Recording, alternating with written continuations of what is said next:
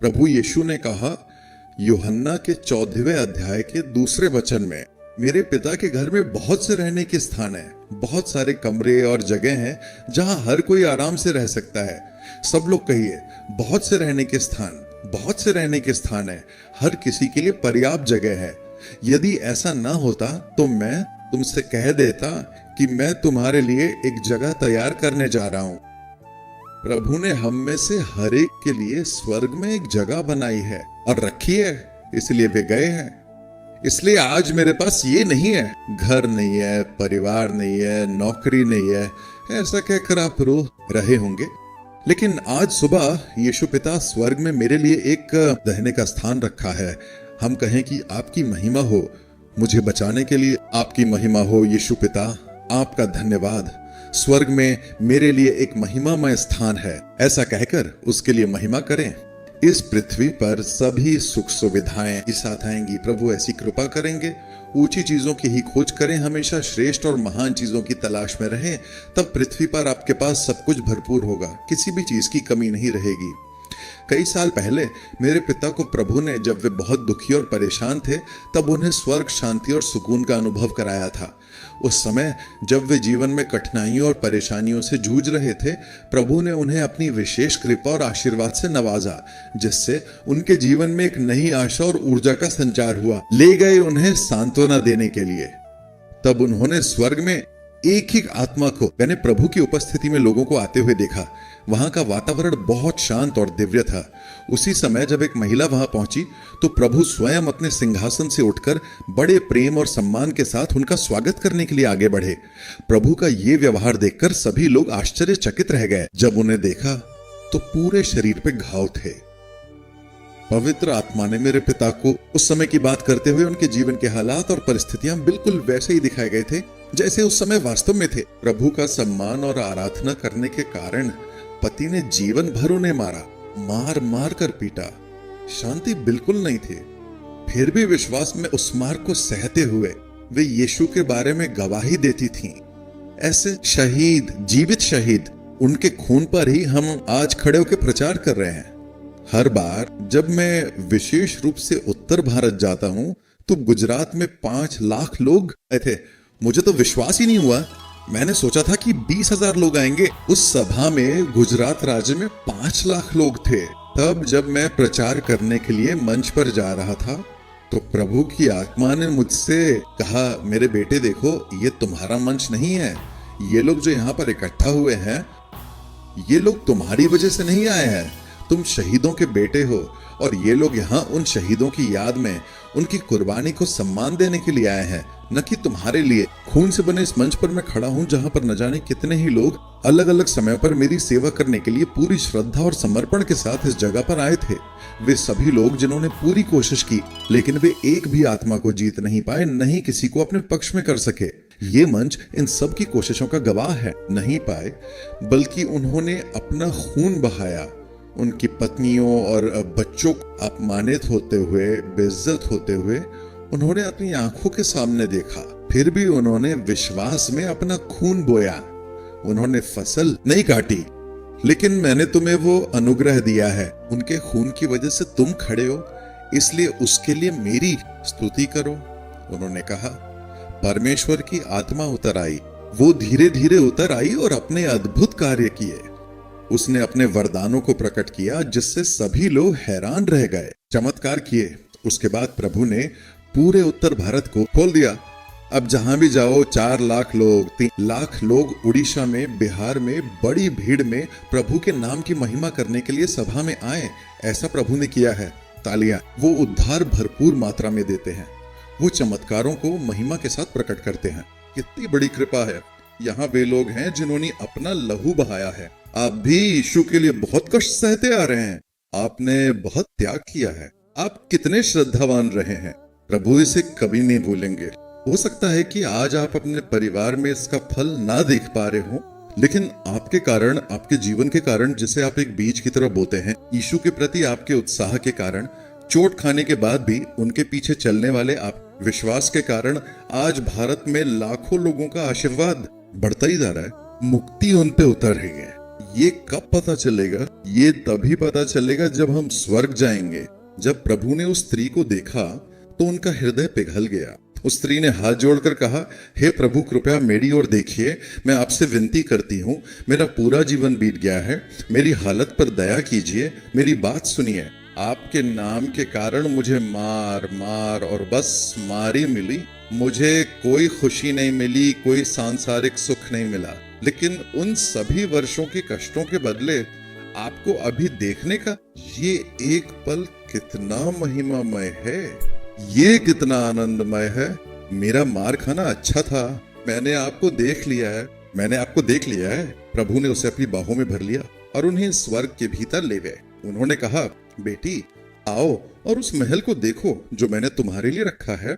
आओ महिमा देखो, आओ सम्मान देखो। ऐसा कहकर वे उसे ले गए। वे उसे उस कांच के समुद्र के पास ले गए। जाते समय उसका सारा दुख सुख में बदल गया। जैसे जैसे स्वर्ग में जगह तैयार होती है, वैसे वैसे पृथ्वी पर भी आशीर्वाद तैयार होता रहता है। पृथ्वी पर आशीर्वाद कब आएगा? जब हम स्वर्ग में संपत्ति जमा कर रहे होते हैं। इसीलिए हम अपने जीवन को और अधिक श्रद्धा और पवित्रता के साथ समर्पित करते हैं। स्वर्ग में कुल 3 स्तर होते हैं। पौलुस कहते हैं 2 कुरिन्थियों 12:2-4 में कि मैं तीसरे स्वर्ग तक उठा लिया गया था। इसलिए पहला स्वर्ग, दूसरा स्वर्ग और तीसरा स्वर्ग। उस स्वर्ग में 3 चीजें हैं। पहला आकाश, दूसरा आकाश और तीसरा आकाश। देखिए प्रभु ऐसा क्यों कहते हैं? मत्ती अध्याय 10, 41 और 42। जो कोई भविष्यद्वक्ता के नाम से भविष्यद्वक्ता को स्वीकार करता है, वो भविष्यद्वक्ता का प्रतिफल पाएगा। जो धर्मी के नाम से किसी धर्मी को स्वीकार करता है, वो धर्मी का प्रतिफल पाएगा। जो चेले के नाम से इन छोटों में से किसी एक को केवल 1 कटोरा ठंडा पानी पीने के लिए देता है, वो अपना प्रतिफल कभी न खोएगा। मैं तुमसे सच कहता हूं, ध्यान से सुनो। चेलों के लिए एक स्वर्ग है जो उनके समर्पण और निष्ठा के कारण उन्हें मिलता है। धर्मियों के लिए भी एक अलग स्वर्ग है जहां वे अपने अच्छे कर्मों और सच्चाई के लिए सम्मानित किए जाते हैं। और प्रभु की उपस्थिति में हमेशा रहने वाले भविष्य वक्ताओं के लिए भी एक विशेष स्वर्ग है जहां वे प्रभु के साथ अनंत काल तक रहते हैं और उनकी सेवा करते हैं। इस प्रकार कुल मिलाकर 3 स्वर्ग हैं और हर एक का अपना महत्व और विशेषता है। ये बात हमेशा याद रखना कि ये स्वर्ग उन लोगों के लिए है जिन्होंने अपने जीवन में सच्चाई, भक्ति और सेवा का मार्ग अपनाया है। चेलों के लिए ये एक सच्चा स्वर्ग है। अब सवाल उठता है, ये चेले आखिर हैं कौन? यूहन्ना 8वां अध्याय 31वीं आयत और 32वीं आयत जब आप पढ़ते हैं, जब हम परमेश्वर के वचन को मानते हैं और उसकी शिक्षा में बने रहते हैं, तो वास्तव में हम प्रभु के चेले हैं उसकी शिक्षा में। इसीलिए हम प्रभु को खोजते हैं ताकि उसकी शिक्षा को सीखें और उस पे चलें। हम मंदिर आते हैं, वो शिक्षा हमें चेलों में बदल देती है। इस शिक्षा के माध्यम से आने वाला सत्य हमें स्वतंत्र करता है, पाप से स्वतंत्र करता है, शारीरिकता से स्वतंत्र करता है, सांसारिक विचारों से स्वतंत्र करता है और हमें स्वर्ग के योग्य बना देता है। नीति वचन 28:13 में बाइबल कहती है, जो अपने पापों को छिपाता है वो सफल नहीं होगा, पर जो उन्हें मान लेता और छोड़ देता है उस पर दया की जाएगी। पाप के साथ कोई भी स्वर्ग नहीं जा सकता। लूका 23:42-43 आयत में जब प्रभु क्रूस पर लटके हुए थे, उस चोर ने उनकी ओर देखकर कहा, हे प्रभु, जब आप अपने राज्य में आइए, जब आप आए तो मुझे याद करना, मुझे हमेशा याद करना। प्रभु यीशु मसीह कहते हैं, आज ही तू मेरे साथ स्वर्गलोक में होगा। प्रभु ने उस व्यक्ति को पूरी तरह से बदल दिया, उसने उसे अपना चेला बना लिया। चेलों के लिए एक विशेष जगह है, वो जगह है जहां प्रभु अपने प्रिय चेलों को अपने साथ रखते हैं। ये स्थान बहुत ही पवित्र और सुंदर है जहां प्रभु के साथ रहना एक अनमोल अनुभव है। पहला स्वर्ग, अंतिम क्षण में उद्धार पाने वाले सभी लोग वहां ले जाए जाते हैं। मेरे प्यारे मित्रों, मेरे प्रिय साथियों, आप सभी चेलों के लिए एक खास जगह है। निश्चित रूप से स्वर्ग में हमारे लिए एक जगह है। टेलीविजन नेटवर्क पर जब मैं हर देश में जाता हूं तो वे मेरा इंटरव्यू लेते हैं। लेते समय वे पूछते हैं, जीसस कॉल्स में आपने ये सब किया है, कारुण्या यूनिवर्सिटी में आपने ये सब किया है, सीशा में आपने ये सब किया है, आपने गरीबों की बहुत मदद की है, अगला प्रोजेक्ट क्या है? हर बार मैं कहता हूं अगला प्रोजेक्ट स्वर्ग पहुंचना है। दुनिया में चाहे जो भी किया हो वे सब योग्यताएं नहीं है। उस शिष्य की तरह, जैसे उस शिष्य ने किया था, किसी तरह स्वर्ग पहुंच जाना है, बस वही मेरे लिए पर्याप्त है। दूसरा, धर्मियों के लिए स्वर्ग है। धर्मियों के लिए विशेष रूप से निर्धारित किया गया स्वर्ग। प्रभु कहते हैं, प्रकाश वाक्य 22वां अध्याय 11वां वचन 12वां वचन, यहां पर लिखा है कि जो धर्म करता है वो और भी अधिक धर्म करता रहे, और जो पवित्र है वो और भी पवित्रता में बढ़ता जाए। ये संदेश हमें ये सिखाता है कि अपने अच्छे कर्मों और पवित्र जीवन को लगातार बनाए रखना चाहिए और उसमें निरंतर आगे बढ़ते रहना चाहिए। पवित्र बने, जो पवित्र है वो और पवित्र बने। सिर्फ उद्धार पर ही नहीं रुकना चाहिए, पवित्र बनो और पवित्र बनो। उसके लिए मारपीट भी सहनी पड़ सकती है, प्रभु के साथ चलना है, पवित्र रहना है।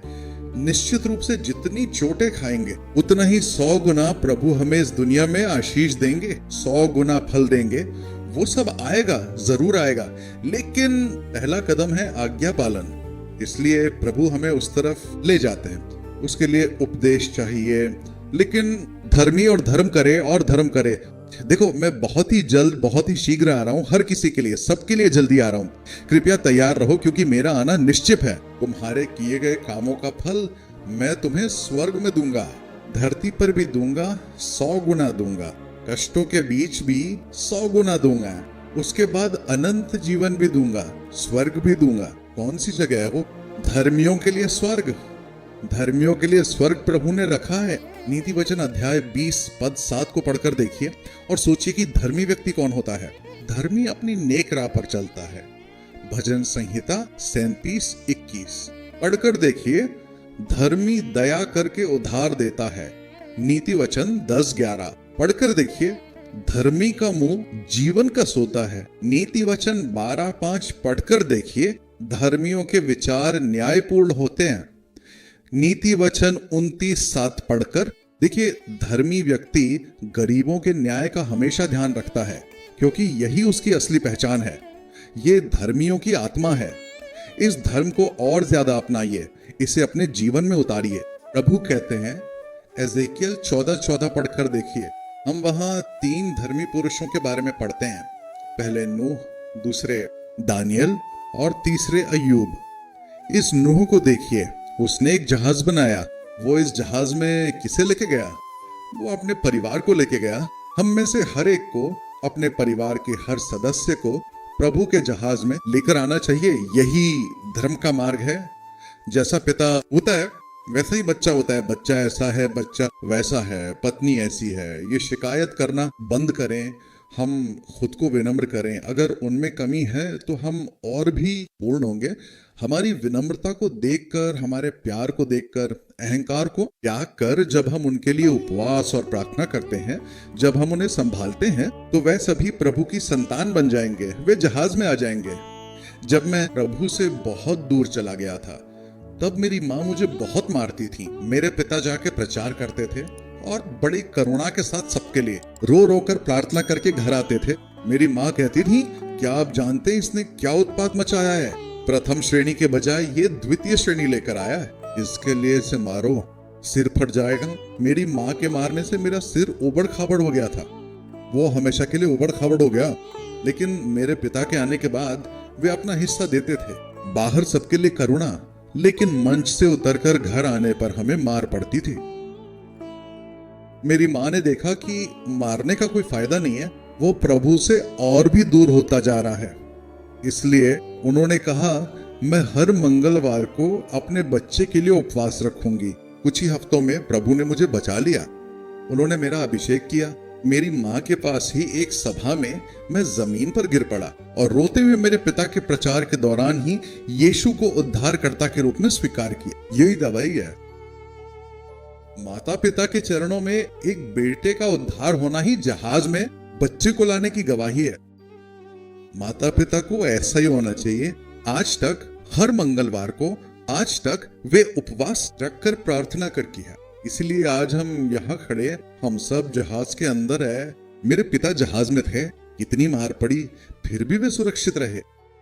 प्रभु आपको ऐसे ही एक नूह के रूप में इस्तेमाल करेंगे। उन्होंने आपको रखा है। आपके सभी बच्चे प्रभु द्वारा सिखाए जाएंगे। उनकी शांति महान होगी। उनके माध्यम से एक नया समाज बनेगा। नूह के बच्चों के माध्यम से ही पृथ्वी पे एक नया समाज बना, उसी तरह प्रभु आपके माध्यम से एक नया समाज बनाएंगे। इसके साथ ही अय्यूब को देखिए, उसने अपने लिए प्रार्थना नहीं की, बल्कि उसने हमेशा प्रभु की स्तुति की। वो कहता है अय्यूब के 40वें अध्याय में 3 से 5वें वचन तक, मैं उत्तर नहीं दूंगा, मैं आपकी प्रतीक्षा करूंगा, मैं आपकी स्तुति करूंगा। प्रभु ने दिया, प्रभु ने ले लिया, प्रभु के नाम की स्तुति हो। इस कारण जिन्होंने उसका मजाक उड़ाया और उस पर गलत दोष लगाए ताकि उनका उद्धार हो सके, प्रभु उन लोगों को उसके पास भेजते हैं, उनका बलिदान स्वीकार करने और उनके लिए प्रार्थना करने के लिए। वो प्रार्थना करके प्रभु ने उसकी दशा बदल दी, उसे दोगुना दिया। इसीलिए तो प्रभु ने हमें इस पृथ्वी पर, इस देश में रखा है। प्रभु ने हमें दूसरों को दोष देने के लिए नहीं रखा, भलों और बुरों दोनों पर। प्रभु अपना सूर्य चमकाता है और वर्षा भेजता है। यही तो प्रभु का प्रेम है। उसी प्रेम के साथ जो हमसे घृणा करते हैं और हमें कोसते हैं, उनके लिए हम बहुत प्रार्थना करते हैं, उन्हें आशीष देते हैं। 1985 के साल में मेरे पिता की किडनी पूरी तरह खराब हो गई थी। दोनों किडनियों ने काम करना बंद कर दिया था। हफ्ते में 3 दिन डायलिसिस होता है। एक दिन हम बस लेटे हुए थे, उस समय ईसाई पत्रिकाएं थीं। अच्छा हुआ कि तब व्हाट्सएप नहीं था। ईसाई पत्रिकाओं ने सब कुछ लिखा। ब्रदर दिनाकरन की मृत्यु हो चुकी है, हम उनके प्रति अपनी गहरी श्रद्धांजलि अर्पित करते हैं। जीसस कॉल्ड अब समाप्त हो गया है और उनके जाने से बहुत बड़ा खालीपन महसूस हो रहा है। उनकी सेवाओं को हमेशा याद किया जाएगा। हालेलुया। वे वापस नहीं आएंगे, उन्होंने सब लिख दिया, वे बस झूठ बोल रहे हैं। ऐसा सब कुछ उन्होंने विस्तार से लिखा था और विश्वासी लोग उसे ध्यान से पढ़कर उसमें से जरूरी हिस्से को काटकर भेजा करते थे। उसे देखकर सच में दिल से मन बहुत ज्यादा टूट गया। भविष्य क्या होगा ये पता नहीं था। तब प्रभु ने कहा, मेरे बच्चों, वे जितना तुम्हारी निंदा करेंगे उतना ही मैं तुम्हें आशीष पर आशीष दूंगा और तुम्हें बहुत बढ़ाऊंगा, तुम्हें बहुत बढ़ाऊंगा। तुम अपना मुंह बंद रखो और चुप रहो। जैसे अय्यूब ने अपना मुंह बंद कर लिया था, वैसे चुप रहो। मेरी स्तुति करो। मैं ही हूं जिसने तुम्हें बुलाया है। तुम्हारी आशा मैं हूं, तुम्हारा भविष्य मैं हूं। वैसे ही प्रभु ने आपको ऊंचे स्थान पर पहुंचाया, उसी तरह प्रभु ने हमें भी धर्मी ठहराया है। हमारे लिए स्वर्ग में एक जगह है। जिसने अय्यूब के लिए किया वो हमारे लिए भी करेगा। दानियल ने अपने लिए प्रार्थना नहीं की, अपने लोगों के लिए प्रार्थना नहीं की, राजाओं के खिलाफ प्रार्थना नहीं की कि वे हमें इस तरह दबा रहे हैं, बल्कि प्रभु मेरे पापों को क्षमा करें, मेरे लोगों के पापों को क्षमा करें। ऐसी प्रार्थना की। स्वर्गदूत नीचे आया, उसने कहा, तुम प्रभु को बहुत प्रिय हो। तुम्हारे प्रार्थना और विनती शुरू करने से पहले ही स्वर्ग में आज्ञा जारी कर दी गई थी। वही दूसरा स्वर्ग है। प्रभु धर्मियों की आवाज सुनकर स्वर्गदूतों को हमारे बीच भेजते हैं। वही स्वर्गदूतों के बीच स्वर्ग में रहने का प्रबंध करते हैं। उनकी महिमा हमें भर देती है। जब मेरे पिता को स्वर्ग ले जाया गया था, तब एक बार उन्होंने इस स्वर्ग में प्राचीनों की एक विशाल सभा को देखा। एक बड़ा और भव्य सभागार जिसमें प्रभु यीशु बैठे हैं। एक तरफ इब्राहिम, इसहाक, याकूब, उस पुराने नियम के कुल पिता। दूसरी तरफ पौलुस, सबसे पहले पौलुस, उसके बाद प्रेरित, उसके बाद हर देश के लिए प्रभु द्वारा बुलाए गए लोगों के प्रतिनिधि वहां होने को देखो। भारत के लिए केवल एक व्यक्ति, साधु सुंदर सिंह को वहां देखा।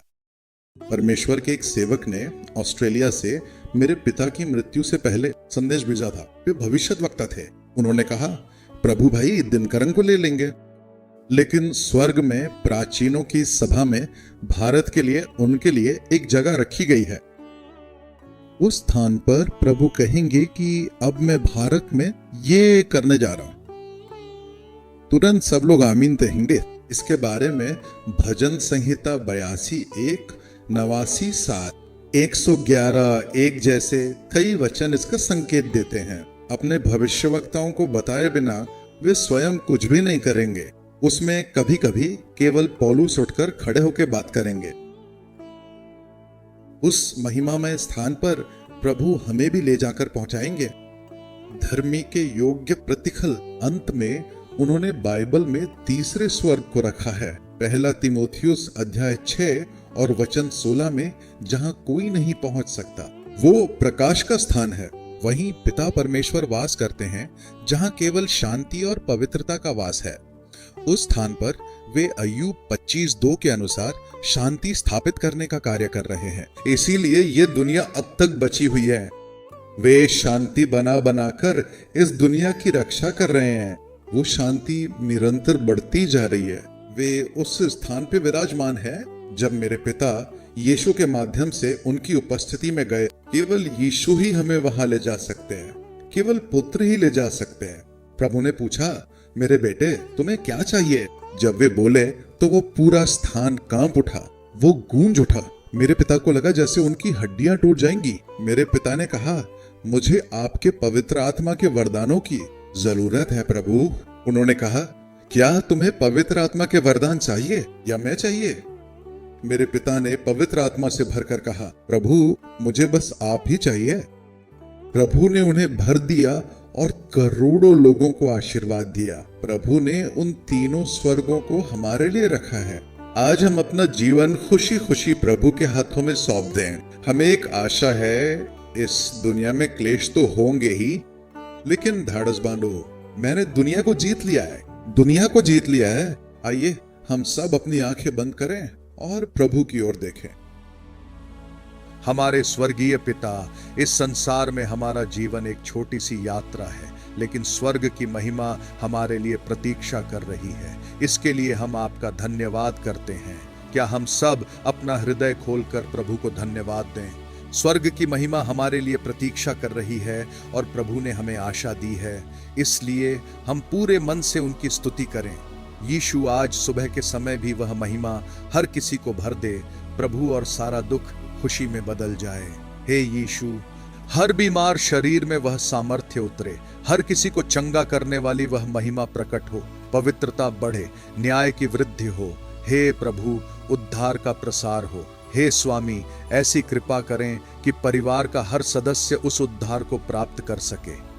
कृपामय राजा, आपसे संगति करने, दिव्य वरदान प्राप्त करने और पृथ्वी पर शांति लाने के लिए सुसमाचार सुनाने वालों के चरणों के समान हमारे चरण बन जाएं। इसके लिए आज हम स्वयं को आपको समर्पित करते हैं। पिता, आप शासन करें, आप महिमा पाएं। हे भले पिता, प्रभु यीशु के नाम में आपसे विनती करते हैं, आमीन। Precious brother Sanjay Kumar Baghe and sister Aloka Baghe, happy 30th wedding anniversary. Congratulations. प्रिय भाई संजय कुमार बाघे और बहन आलोका बाघे, विवाह के 30वीं वर्षगांठ की हार्दिक शुभकामनाएं, बधाई हो। What a joy. God has been faithful and you have been faithful to the Lord. यह कितने आनंद की बात है, परमेश्वर आपके प्रति विश्वास योग्य रहे हैं और आप भी उनके प्रति वफादार बने रहे हैं। Jeremiah 32:40 says, God says, I have made an everlasting covenant with you. I will never stop doing good to you. Never stop doing good to you. यिर्मयाह 32:40 में लिखा है, परमेश्वर कहते हैं, मैं उनसे यह वाचा बांधूंगा कि मैं कभी उनका भला करना ना छोड़ूंगा, मैं कभी उनका भला करना ना छोड़ूंगा। Lord, let it be so. Give peace in the work spot for sister Aloka Baghe and good health. हे प्रभु, ऐसा ही हो। हमारी बहन आलोका बाघे को कार्यस्थल पर शांति और अच्छे स्वास्थ्य की आशीष प्रदान कीजिए।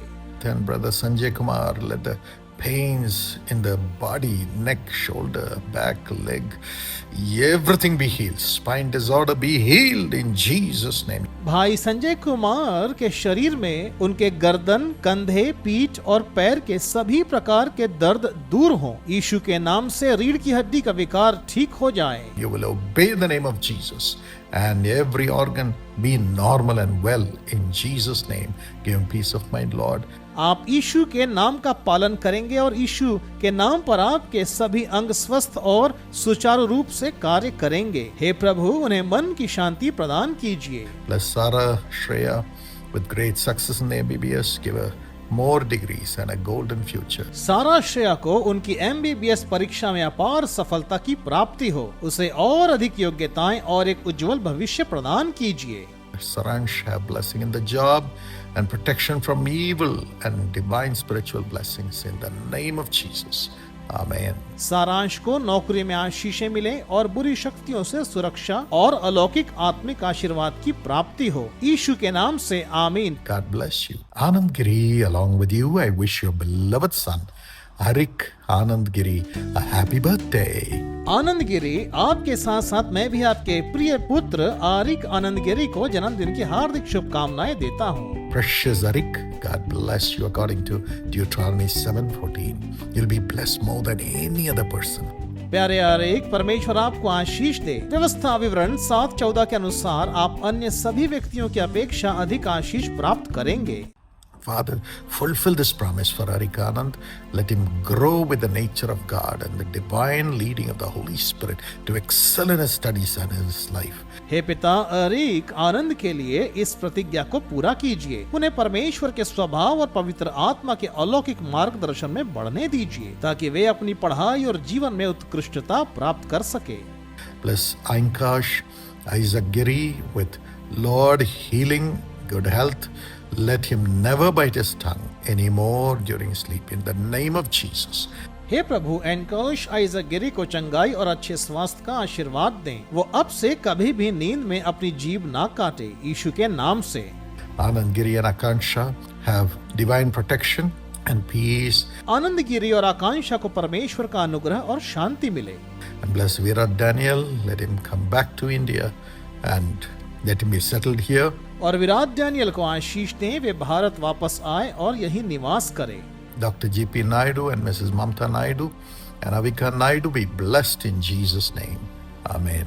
डॉक्टर जीपी नायडू, श्रीमती ममता नायडू और अविका नायडू को यीशु के नाम से आशीष दीजिए। आमीन। God bless you. Precious brother Morris Gill, thank you for your thank offering, which is a blessing to millions of people. प्रिय भाई मॉरिस गिल, आपके धन्यवादी भेंट के लिए धन्यवाद। यह तो लाखों लोगों के लिए आशीष का कारण है। According to Psalm 20 and verse 4, may God give you the desires of your heart and make all your plans succeed.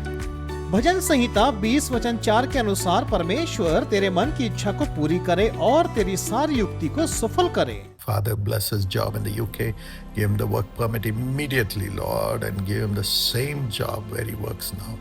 And give him grace to have the company sponsored and give him peace of mind, Lord.